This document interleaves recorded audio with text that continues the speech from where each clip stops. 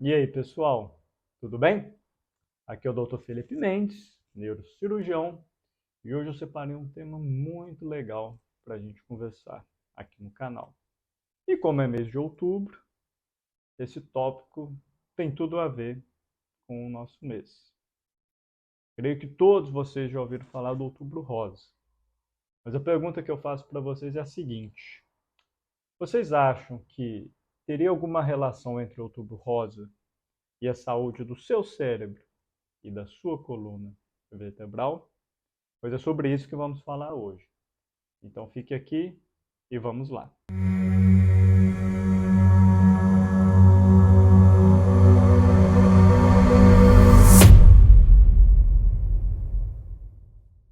Muito bem. O Outubro Rosa é um movimento de extrema importância, é um movimento que foi pioneiro e que a partir dele várias outras sociedades, organizações médicas também se organizaram para poder criar movimentos semelhantes, dando cores temáticas a cada um dos meses do ano para reforçar essa necessidade da gente falar sobre vários problemas de saúde. O Outubro Rosa, ele começou como um movimento tímido lá nos Estados Unidos, com ações isoladas de vários estados, e depois o movimento foi tomando forma, houve uma aprovação no Congresso Nacional e a partir disso foi definido que o mês de outubro seria o mês de conscientização do câncer de mama.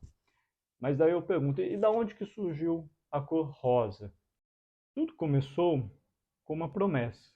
Também nos Estados Unidos, havia uma mulher chamada Nancy Brinker, que infelizmente por 3 anos conviveu com a luta em que sua irmã envolveu lidando com câncer de mama. Infelizmente, após 3 anos, sua irmã acabou falecendo e a partir disso, entre suas conversas, em que elas argumentavam que gostariam de ver um mundo sem o câncer de mama para que nenhuma outra mulher passasse por tudo que ela havia passado, ela resolveu fundar uma instituição, uma fundação, em homenagem à sua irmã e que pudesse combater o câncer de mama, levantando recursos para pesquisas, programas de financiamento e programas de apoio. Essa fundação chama Fundação do Câncer de Mama, Susan Komen, e ela tem esse intuito, essa visão de livrar o mundo dessa doença.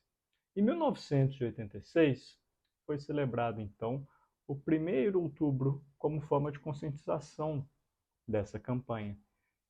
Já como disse anteriormente, da onde que veio a cor, foi que em 1991, essa mesma fundação resolveu adotar como o laço rosa como símbolo de luta e distribuiu a todos os participantes de uma corrida nos Estados Unidos, que foi a Corrida pela Cura de Nova York. E a partir disso, então, foi que foi bem estabelecido o Outubro Rosa, e então todo esse movimento acabou espalhando aí para o restante do mundo. Aqui no Brasil não foi diferente, então também em outubro comemoramos o Outubro Rosa como forma de conscientizar, trazer mais informações para a população sobre programas de rastreamento, diagnóstico precoce, tudo aquilo que é pautado pelas normas do Ministério da Saúde e que devem ser seguidas.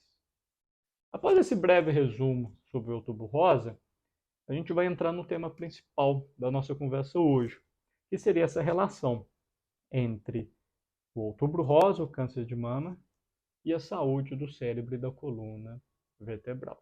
Como isso ocorre? Infelizmente, o cérebro ele pode ser acometido por tumores, por lesões. E essas lesões elas podem ser primárias, quando o tumor, essa lesão nasce de tecido que é próprio do sistema nervoso, ou podem ser a partir de tecidos que não são originados no cérebro, que vêm de outros lugares do corpo. E aí nisso a gente chama de metástase. Então a gente tem as lesões primárias e as metástases. Acontece que todas as pessoas que têm algum tipo de câncer, algum tipo de tumor, pode ser que às vezes até um terço pode desenvolver uma ou mais metástases cerebrais. E esse risco, naqueles que possuem o diagnóstico de câncer, começa a aumentar a partir dos 45, principalmente após os 65 anos de idade. E, infelizmente, o câncer de mama é o segundo tipo mais comum de afetar o cérebro, de causar metástases cerebrais. Só perde para os tumores pulmonares. Então, é de extrema importância que haja um empenho muito grande para conseguir trabalhar nesse diagnóstico precoce, e dessa forma a gente consegue reduzir a chance de haver um cometimento cerebral. Já falando um pouquinho novamente sobre o câncer de mama, ele é muito frequente, ele é a doença, é o tipo de tumor que mais acomete as mulheres no mundo inteiro. Só que no Brasil, segundo dados do INCA, Instituto Nacional do Câncer, é apontado que em 2021 houve em torno de 66 mil casos novos de câncer de mama, o que daria mais ou menos ali um risco de 61 a cada 100 mil mulheres afetadas. Infelizmente, uma informação que é muito triste é que dentre todos os tipos de câncer, o câncer de mama é o que também possui maior mortalidade entre todas as mulheres. E aí agora voltando um pouco para o nosso assunto sobre a possibilidade de metástase, normalmente a história natural é alguém que já possui o diagnóstico do câncer de mama e começa a apresentar alguns sintomas neurológicos, como por exemplo dor de cabeça, vômitos, dificuldade de enxergar, a percepção, a sensação de que um lado do corpo está mais fraco, está com a sensação que tem uma dormência, que a sensibilidade está alterada, a memória começa a falhar. Dentro dessas pessoas que já possuem um diagnóstico sabidamente de câncer de mama e que começam a desenvolver qualquer evento neurológico, é de extrema importância que elas sejam avaliadas o mais rápido possível, porque infelizmente pode se tratar de um problema de metástase cerebral. E essas confirmações são feitas através de exame de imagem, tomografia ou ressonância, e a partir disso é feito um esquema de tratamento individualizado. Existe, porém, por sorte hoje, em menor número, algumas pessoas que nunca apresentaram nenhum problema de saúde, não possuem o diagnóstico de câncer de mama, mas começam a apresentar alguns sintomas neurológicos. Durante a investigação, é identificada uma lesão cerebral. É também feito um rastreio em todo o resto do corpo para ver se não tem mais nenhuma outra lesão aparente. E às vezes acaba-se não encontrando nada. Então essa pessoa é encaminhada para um tratamento cirúrgico e esse material retirado da cirurgia é encaminhado para uma avaliação, uma biópsia, e às vezes o resultado pode confirmar que seja uma metástase cerebral de um câncer de mama. Nesse caso, é feito um tratamento complementar com quimioterapia, radioterapia, com a ajuda do oncologista, do radioterapeuta, toda uma equipe multidisciplinar para entregar o melhor cuidado possível. E aí o acompanhamento vai sendo seguido com todos esses especialistas. Agora, quando se trata da coluna, algumas pessoas que também já têm o diagnóstico, sabidamente, do câncer de mama e que começam a reclamar de uma dor de coluna, alguém que nunca sentiu isso antes ou que às vezes sentiu uma dor ou outra no dia a dia, que achava que é uma dor normal, mas que agora a dor começa a ficar mais forte, começa a vir associada às vezes com fraqueza no braço ou fraqueza nas pernas. Também essa pessoa deve ser investigada pelo risco de que a lesão, o tumor, também não esteja afetando a coluna vertebral. A dependente dos casos, é necessário realizar alguns procedimentos cirúrgicos. Hoje a gente tem as opções, quando são lesões pequenas, que às vezes só causam alguma fratura na coluna e o restante do organismo está mais ou menos estabilizado, a possibilidade talvez de injetar alguns fragmentos de cimento ósseo para que seja feita depois uma radioterapia de forma mais eficaz, evitando o risco de piora dessas fraturas. E, além de tudo isso que o tumor pode manifestar no organismo, outra associação é que o próprio tratamento do câncer de mama possui alguns efeitos colaterais. Por exemplo, quando alguém é submetido a uma radioterapia na região da mama, na região do tórax, próximo a essa região existe o plexo braquial, que é um conjunto, um feixe de nervos que vão levar a inervação lá para os músculos da mão, do braço, responsáveis por toda a movimentação e o controle da sensibilidade. Às vezes essa radioterapia ela pode ser tóxica para esses nervos, que são estruturas muito sensíveis, o que a gente diz que é uma lesão actínica, onde pode haver uma perda da função, uma diminuição da força, uma alteração da sensibilidade e às vezes muita dor. A maior parte das vezes é controlado, à medida que o tempo passa, isso melhora. Existem medicamentos analgésicos, medicamentos neuromoduladores que vão ajudar também nesse controle de dor. E para aqueles casos que não estão melhorando de forma satisfatória, existe a possibilidade de alguma descompressão cirúrgica ou mesmo um neuroestimulador. O que seria esse neuroestimulador? É um chip, uma espécie de um chipzinho que a gente coloca na coluna, que vai tentar bloquear esses impulsos dolorosos, causando uma percepção, uma sensação de bem-estar acompanhada do alívio dessa dor, além de outros procedimentos que são individualizados para cada caso. E além disso, existe aqueles efeitos dos medicamentos sistêmicos, como os quimioterápicos, que são utilizados no tratamento.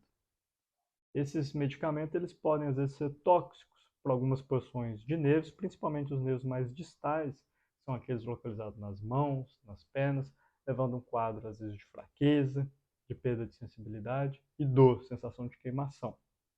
Um quadro de polineuropatia.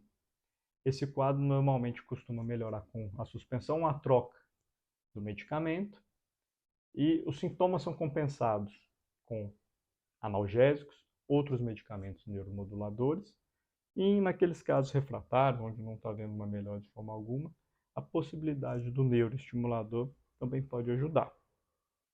Então a gente viu que dentro de todo o espectro da doença, do câncer de mama, ela pode afetar a saúde da coluna e do cérebro de forma direta, através da manifestação da doença, quando ela espalha para essas regiões, e que o próprio tratamento também pode apresentar alguns efeitos colaterais, mas que hoje a gente dispõe de outros recursos que ajudam a contornar melhor essa situação.